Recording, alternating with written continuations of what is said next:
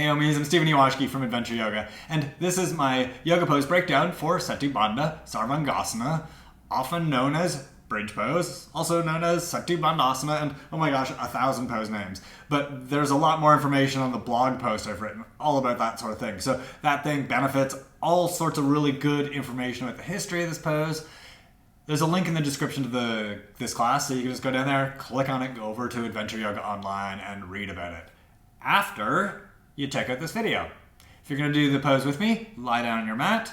Otherwise, I'll be back in a second. Lying down on my mat. See you there. Lying down on my mat. That was hard to say. Lying down on my mat. I will see you there.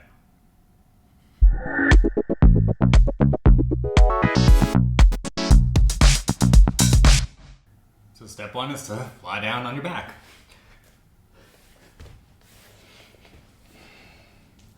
Then bend your knees, place your feet flat on the ground. Stretch your arms down at your sides so that your arms are reaching down towards your feet. Turn your palms in to face each other, and then touch your arms to the outside of your hips. So just touch your hips slightly with your arms, stretch your fingers down towards your feet.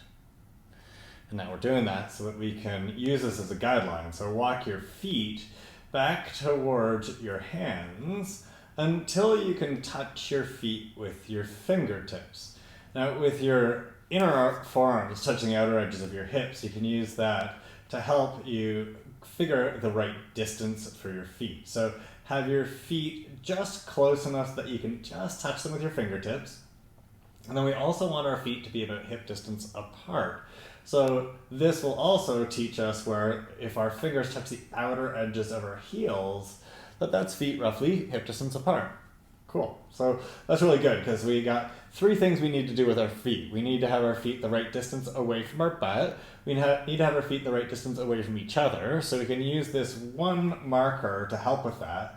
The third thing is a little more complicated. It's feet parallel to each other. Now, we can't see our feet when we're lying down on our back like this, so we need to learn what feet parallel is when we're doing standing poses where we can see our feet. So like in Tadasana, it's a really good example. Like just checking your feet, reminding yourself to keep them parallel. You'll learn what it feels like so that you can be here on your back and not have to worry about like, are they parallel? You'll just know because you'll feel it in your body.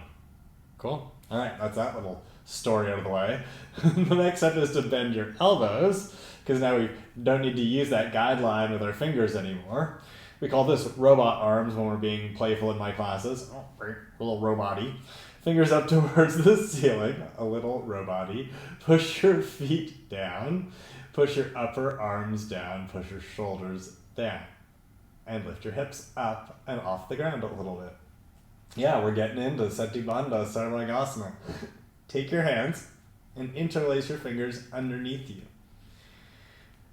Now we need to externally rotate our upper arms. So the best way to do that here is to roll onto one shoulder. So I'm going to go to the left so that you can see what's happening on the right side. So go to the left, roll over to your left, take your right arm off the ground, and then externally rotate it. So keep your hands together, but draw your right elbow in towards your left, turn your bicep out towards the right, squeeze your right shoulder blade in towards your left, and then bring your weight over so you can push down into your right shoulder and lift your left shoulder off the ground.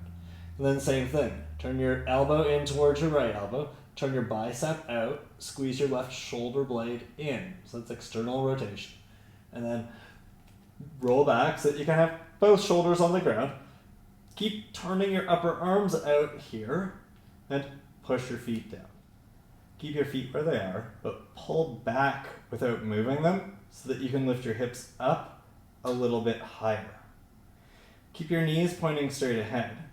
To help with that, you can think about squeezing your thighs in a little, because when you pull back with your feet, it's going to help activate your hamstrings and your butt and lift your hips up a little higher. So keep hugging your thighs in so your knees are straight. Push your shoulders down and lift through your chest. So you're getting more of a whole body back bend, so your upper back is included. Think about your belly. Move your sternum, your breastbone, and your belly button towards each other just a little. Draw the size of your waist in a little. Get your belly toning. This is Setu Bandha Sarvangasana, bridge pose. come out, separate your hands and slowly lower your hips down towards the ground.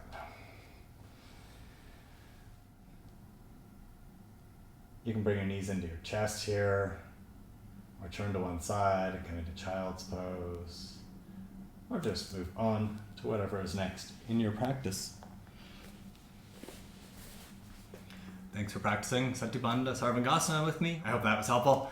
I hope it helped you understand bridge pose a little bit more.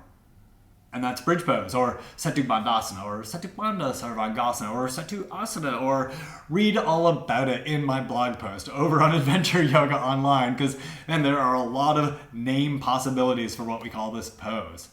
And then we use the same name for different poses sometimes. That doesn't make it confusing at all. Lots of great information over in the blog post, so check it out. It's linked in the description below here. Also, if you want to do a full class of mine that is based around Setu Bandha Sarvangasana, that's what I call it, you can click right there. It's a 30-minute intermediate slow flow. And if you haven't subscribed to my YouTube channel yet, you can just click on my picture over there to subscribe. You can also sign up for my newsletter. There's a link in the description for this class as well. Thanks, homies. See you soon.